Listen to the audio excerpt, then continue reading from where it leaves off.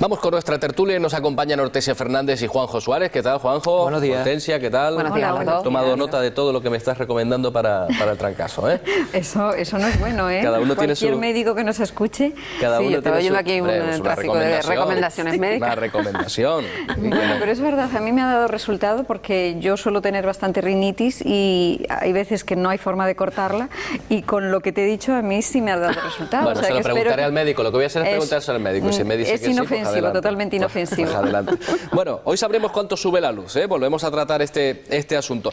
Ya sabemos que como mínimo casi un 2%, que es el tramo el que corresponde al gobierno, que ya saben que se decía que no se iba a subir, pero al final han tenido que subirlo. Y hoy, pues dependiendo de esa subasta entre las eléctricas, pues se verá en cuánto queda. Lo que pasa es que nadie sabe muy bien cómo es esta subasta, qué elementos se emplean, y realmente esto es lo que nos preocupa a todos, que si no sabemos cuáles son los elementos, ¿verdad?, pues en cualquier momento puede volver a subir, y de hecho ya anuncian que lo hará. La verdad es que lo de la tarifa eléctrica y lo del déficit tarifario, al final terminas, por mucho que lees, por mucho que oyes especialistas explicar el tema, al final es que sigues sin llegar al meollo de la cuestión. O sea, lo del déficit tarifario, esos 26.000 o tantos millones de euros que supuestamente se le adeuda a las compañías eléctricas, se convierte como una nebulosa que está ahí, que cada año se incrementa, pero en realidad cabe hablar de un presunto déficit, porque ¿cuáles son exactamente los criterios que utilizan las compañías eléctricas para valorar ese déficit tarifario? ¿Cuáles son? Te digo uno que nos decía ayer precisamente uno de nuestros invitados. Son las propias compañías, claro, las que establecen el déficit. Exactamente. El gobierno pues, le da el visto bueno, pero son las propias compañías las que establecen el déficit. Claro, por eso te hablo de una nebulosa. ¿De dónde viene? ¿Por qué? ¿Qué datos se coge para calcular ese déficit tarifario? Que al final repercute directamente en el consumidor, ¿no? Y claro, es que cada año se aumenta y en el caso de esta nueva ley, que va a sacar el ministro Soria, que se ha echado para atrás en algunos aspectos importantes, porque supuestamente iba encaminado precisamente a evitar que el déficit siguiese aumentando, y que ha sido, rechazado en parte por la oposición de Montoro, ¿no? Y luego con comentario de que no iba a subir la luz, y nos vemos que vuelve a subir la luz. O sea, son dichos y desmentidos que al final el consumidor es el que termina por medio y pagando las consecuencias de todo. Sí, tiene razón Juanjo, esto es una milonga y la verdad que los únicos que lo estamos pagando somos los consumidores. ¿Digo cuánto exactamente? ¿En 10 años? Un 78% más, sí, casi el doble en 10 años. Y en un año ha subido, yo no sé si tengo el dato cierto, pero creo que ha subido un 40%, o sea, y vamos camino de seguir subiendo más. Sí. Nos decían a principio del mes de diciembre que no iba a suponer una nueva subida y estamos viendo que ayer el propio ministro reconocía que como mínimo será un 2%. A mí de verdad que me parece obsceno lo que estamos viendo con el tema de las eléctricas, porque además si vemos el cuadro, y todos los partidos están en el mismo saco, estamos viendo después los cargos de aquellas personas que han tenido responsabilidad de gobierno, empezando por los propios presidentes del gobierno, después ocupan cargos importantes en eléctricas y en multinacionales. Entonces, lo que no se puede hacer es gobernar sobre todo pensando en asegurarte tu futuro, porque es lo que está ocurriendo. Entonces, a mí, de verdad, me parece un despropósito y una vergüenza lo que está ocurriendo, porque estamos viendo que ya la pobreza, hay una pobreza energética. Personas, aquí en Canarias no nos afecta tanto porque no utilizamos la calefacción, pero sí en la península hay mucha gente que está sufriendo lo que se llama pobreza energética. Entonces, ¿hasta dónde vamos a tener que pagar? ¿Hasta dónde vamos a tener que llegar? Es que se está convirtiendo en un artículo de lujo, un servicio que es esencial para pobreza energética, que aquí a lo mejor no lo sufrimos tanto, claro, Hortensia, pero que en la península, cuando hace frío, y ayer lo comentábamos Marta y yo, hay personas que no ponen la calefacción o no la ponen lo suficiente, pasando frío para no tener que pagar la factura. A eso nos referimos, ¿verdad? Cuando decimos pobreza energética, que aquí a lo mejor no se entiende tanto. Claro, ayer escuchaba yo a un instalador de placas, de placas para cocinar, y de las eléctricas hay mucha gente que está retirando la eléctrica y volviendo a la bombona. A la bombona de butano, sí. Entonces yo creo que esto hay que analizarlo, hay que de una vez por todas exigir al gobierno que no siga en esta subida, porque desde el año pasado, o sea, en un año, ¿cuánto nos ha subido la luz? Es que solamente, además, a mí me encantaría entender el recibo de la luz. Es que no hay forma de entender el recibo de la luz. Pasamos de pagar cada 2 meses a un mes y después de un mes a 2 meses de nuevo y cada vez sube más y más. Y después la frustración, que ya tiene que ver también con la educación del ciudadano y con todo, de cada vez ir apagando más interruptores, pero ver que cada vez va subiendo más la luz. Claro, es que eso no es efectivo. No, son palos, no zanahorias en ningún momento. Lo de la pobreza energética, efectivamente hay un periodo que va entre noviembre a marzo que es tremendamente crítico porque son periodos de mucho frío y donde más se utiliza la calefacción, ¿no? Y evidentemente ha habido propuestas para intentar al menos asegurar que las personas con mínimos recursos puedan tener garantizado al menos un suministro eléctrico pues fundamental, esencial, ¿no? Para la vida cotidiana y en eso estaremos. No sé si al final se conseguirá evitar que las compañías eléctricas puedan cortar la luz a esas personas que quizás no puedan pagarlo porque no tengan recursos para ello y veremos cómo queda el caso, pero es un caso importante y es un caso que hay que tener muy en cuenta. Sí, Juanjo, pero es que esa gente tiene que seguir encendiendo la luz a partir de marzo y no va a poder. Yo pongo mi ejemplo, en mi domicilio vivimos 2 personas tan solo, además no estamos permanentemente en casa. Y es que el recibo supera los 120 euros. Es verdad que tengo calentador eléctrico, que tengo la placa eléctrica, el horno eléctrico, pero es que yo no entiendo cómo es posible que suba tanto un recibo de la luz. Es prácticamente en calentador y nevera, ¿no? Claro, claro. Yo lo que me pregunto es, aquellas personas que tienen el salario mínimo o que tienen una prestación por desempleo o las personas mayores que tienen una pensión mínima, ¿cómo pueden pagar el recibo de la luz? Es que es completamente imposible. Y tú señalabas, Hortensia, lo de la península, eso es un recibo medio canario actual de una familia, pero que eso hay que sumarle en la península, que afortunadamente no lo tenemos aquí, otros 100 euros de calefacción. Claro. Se están encontrando con facturas de 220 euros al mes. Para empezar, si se pone la calefacción todos los días, a lo mejor, en caso de 800 euros, siendo optimista, o de 500 o de 600. O sea que es completamente imposible. Y después hay otra cosa importante, es cómo repercute el aumento de la energía, de la electricidad, en la propia competitividad del país, en las empresas. Porque también es importante ese aspecto, ¿no? O sea, una constante subida del precio de la energía hace que también nuestras empresas sean menos competitivas, porque tienen que gastar mucho más en electricidad. Y es una cuestión que también hay que verlo. Lo que yo no comprendo es cómo países de la Europa del norte, que tienen menos sol, unas condiciones climáticas tremendas, y aquí no apostamos por las energías limpias. Es que eso no hay forma de entenderlo. En Navarra, por ejemplo, se está haciendo y con un clima absolutamente diferente. En la península también hay ejemplos importantes y aquí, sin embargo, se nos penaliza, por ejemplo, si nosotros ponemos energía fotovoltaica. O sea, ayer me hacían una explicación muy gráfica. Dice, es que lo que no se puede comprender es que si tú pones energía fotovoltaica, te exigen que pase por la red eléctrica, te pagan a ti y después te dan el servicio.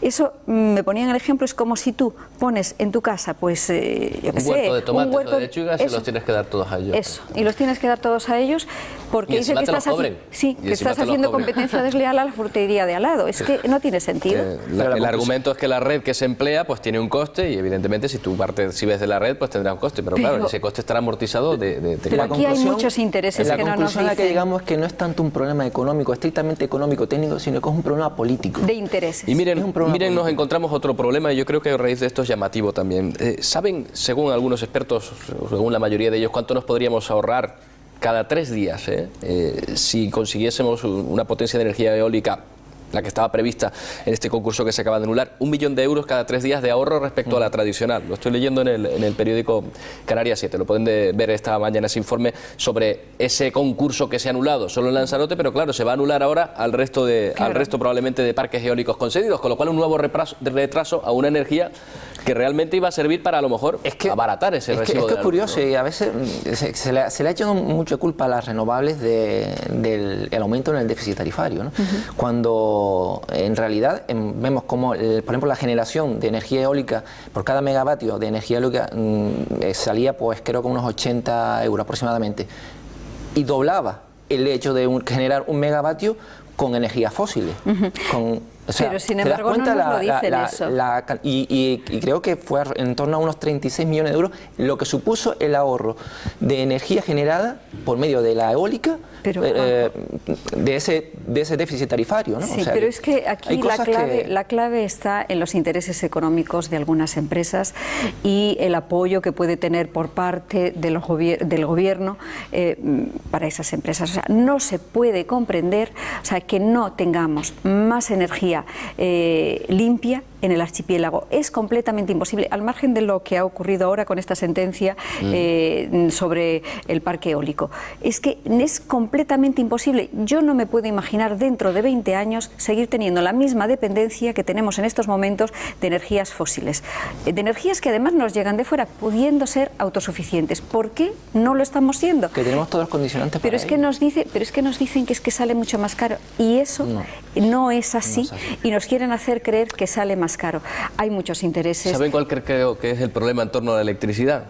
Frases como esta que podemos leer en la sentencia, ¿no? que anula ese concurso. Dice que se sobreponderó el área ocupada por los aerogeneradores y se infravaloró la pérdida de eficiencia por desalineación con el viento dominante. Claro, que esto no hay quien lo entienda. Si no entendemos el recibo de la luz que nos llega, al final no se entiende, y si no se entiende un problema, pues no se va a poder resolver. Lo curioso, bueno, la verdad es que los dos últimos concursos de parque eólico en Canarias han sido verdaderamente, que ahí también hay que tener responsabilidades políticas, porque no se puede, en el primer caso por todo lo que pasó de esas filtraciones bajo la mesa a las empresas supuestamente que se iban a presentar, y luego en este segundo porque la comisión de valoración, francamente, no sé si está formada por técnicos o por quién, pero la verdad es que lo que se hizo fue un auténtico, lo contrario a lo que se debería haber hecho. Hay algunas asociaciones que están apostando, por ejemplo, con la que hablábamos ayer, que están apostando por aportar claridad, por explicar este tipo de cosas. Para empezar, porque las eléctricas expliquen exactamente en qué consiste el déficit, pero de una forma que se pueda entender. Pero son tan potentes que es completamente imposible. Bueno, pero más potentes yo creo que son los ciudadanos también, a la hora de poder exigir y poder darnos cuenta. ¿Qué ocurre? Que hasta ahora, bueno, se toma como un mal menor tener que pagar cada vez más la luz, pero en esta situación llega un punto que los ciudadanos dirán, en el que ya la gente le está afectando. ¿Y qué hacemos? Porque no podemos dejar de consumir. Sí, podemos protestar, pero es que tienen el apoyo del gobierno. Es que es completamente imposible, porque es que es verdad que está privatizado, pero es casi un monopolio. Entonces, la gente tiene tan poquito margen de actuación que es completamente imposible. A no ser que viniese un gobierno y que pusiese ya, porque además ha pasado el Partido Socialista, el Partido Popular, y los dos, o sea, aunque sean diferentes colores políticos, los dos han hecho, no digo exactamente lo mismo, pero bueno, no han beneficiado al consumidor. Entonces, yo lo que pienso es que tiene que venir alguien que realmente ponga luz sobre esto y diga ya de una vez por todas que aquí lo del déficit tarifario se tiene que aclarar, o si no se puede aclarar y realmente es ese déficit, también que se ponga una moratoria o una quita. Hombre, hay que decir a favor de este Ejecutivo, en todo caso, que por lo menos ha abordado el tema en profundidad. Eso no sé si lo va a resolver. Al principio parece que al final que no del todo, ¿no? Y a la vista está que no, pero por lo menos se ha intentado regular. Bueno, habrá que ver el resultado. Claro, ¿a favor de quién? Habrá que ver el resultado, pero por lo menos se ha intentado regular. Vamos a ver qué pasa también con el humo del tabaco electrónico. Hemos hablado hoy de este asunto, y yo lo que les planteo es si a ustedes les parece bien que se trate igual el cigarrillo electrónico que el cigarrillo de toda la vida.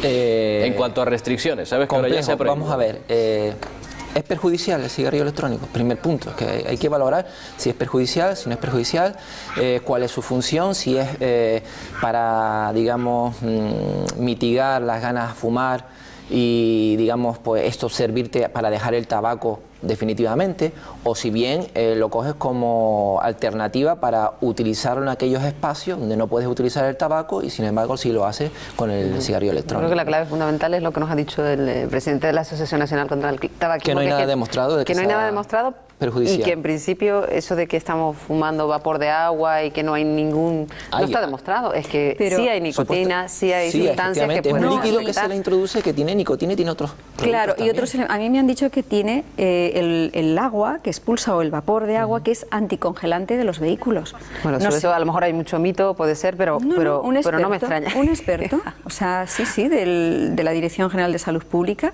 ayer le escuché yo, que a quién se le puede ocurrir, o sea, poner un anticongelante. Yo o he entendido mal, o de verdad, si esto es así, es tremendo. Por eso de alguna forma las autoridades yo creo que están tomando cartas en el asunto. Y después también hay otra cosa de educación. O sea, lo que no puede ser es que si estamos diciendo que no se debe fomentar el consumo del tabaco, pues de alguna forma a los chiquillos, si se ve con un cigarrillo como este, yo pienso que puede ser dañino, no para la salud directamente, pero sí a la hora de fomentar el consumo del tabaco. Como estás hablando de anticongelante, el hecho de que no se sepa lo que hay dentro, que es la clave. O sea, que se han generalizado todas estas tiendas por todos lados y hablas tú de esa cuestión del anticongelante, que pone los pelos de punta, pero claro, es que a uno le dan un producto y no sabe exactamente lo que hay dentro.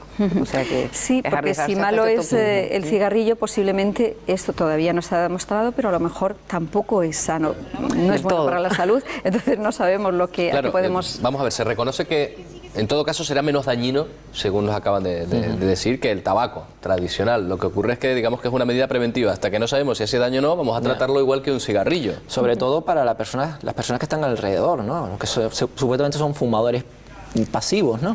¿Qué repercusión puede tener esto en los otros? No en la persona que fuma, sino en los otros, en los que están en el entorno, ¿no?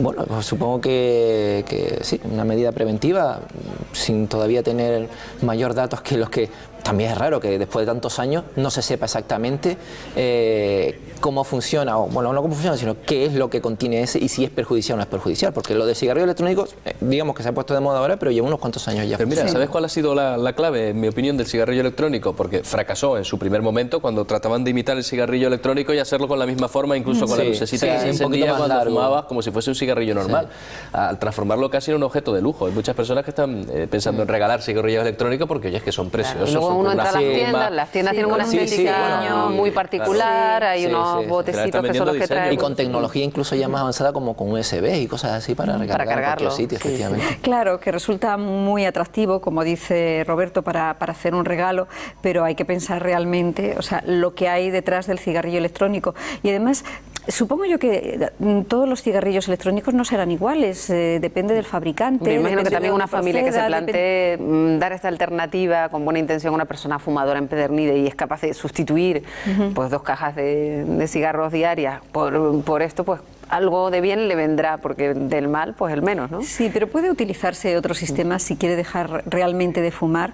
Hay otros sistemas alternativos que son menos perjudiciales para la salud.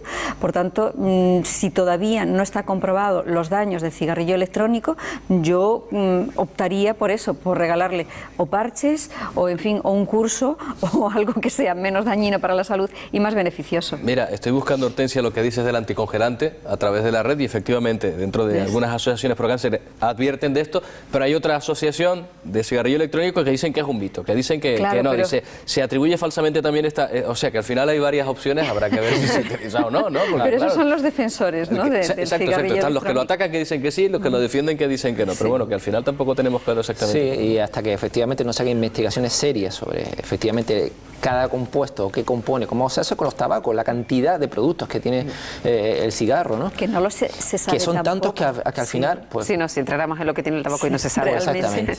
Vamos a terminar hablando de la luz de nuevo, y fíjense que aparece el ministro Soria, en la viñeta que hemos elegido hoy, aparecen otras, pero en esta ocasión es en el ABC, en la viñeta de Nieto, dice la viñeta, el señor Scrooge empezaba a perder la paciencia ante las contradicciones del fantasma de las Navidades futuras, que además se parecía, dice, al ministro de Industria. Y le dice al señor Scrooge, ¿en qué quedamos? ¿Subirá la luz en enero o no? Estaría preguntándole al fantasma de las Navidades futuras, ¿va a subir o no va a subir? Bueno, pues con esto terminamos. Bueno, no sé. Cerrando el círculo prácticamente con lo que empezamos también. Muchas gracias, Hortensia, gracias, Juanjo, felicidades, feliz Navidad. Igualmente felicidades y que te cures. Seguro, a ver si da resultado. Nada, con lo que le has recetado, sí, lo patentamos después.